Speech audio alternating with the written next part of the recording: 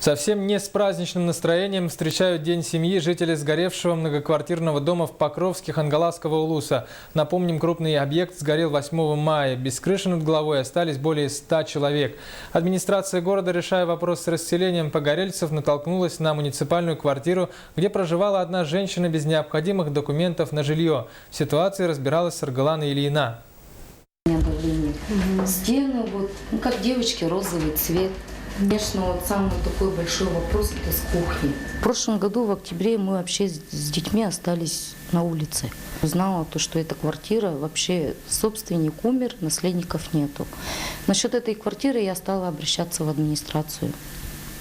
Ходила, бегала, проходила все инстанции. Все они мне дали, конечно, ходатайство, чтобы эта квартира оставалась за мной, как она перейдет в муниципальное. Вроде бы они все тянули, то, что комиссия будет решить, но потом уже такой предел пошел, я просто взяла и переехала сюда. Казалось бы, здесь все ясно. Самовольное заселение в квартиру, в то время, когда временным жильем семья Сидоровых была обеспечена.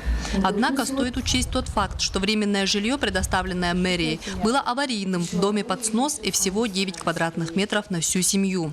Кое-как перезимовав в этой комнатушке, Алена, не дождавшись разрешения властей, переехала в эту квартиру в начале мая без соответствующих документов. По этому поводу если мы не сможем договориться с человеком о выселении, то, соответственно, это будет через правоохранительные или судебные органы решаться вопрос. Из документов на руках у нее лишь ходатайство, подписанное исполняющим обязанности главы Хангаласского улуса Афанасьевым о предоставлении ей этой квартиры. Со слов Алены, она стоит в очереди на жилье с 1992 года. К тому же она круглая сирота и многодетная мать. Узнав про пустующую квартиру, Алена ходила в администрацию улуса города с просьбой выделить эту квартиру ей. Мэрия в это время устанавливала наследников умершего хозяина и проводила процедуру перевода в муниципальную собственность. Алене же все время отвечали отказом. Поступок Алены скорее жест отчаяния, когда материнский инстинкт заставил женщину идти на крайность. Этот сюжет готовился в преддверии Дня семьи, когда счастливые семьи соберутся за праздничным столом и будут говорить о достижениях и успехах детей. Беззащитная семья Алены Сидоровой будет ждать со страхом выселения в непригодное для жилья помещение.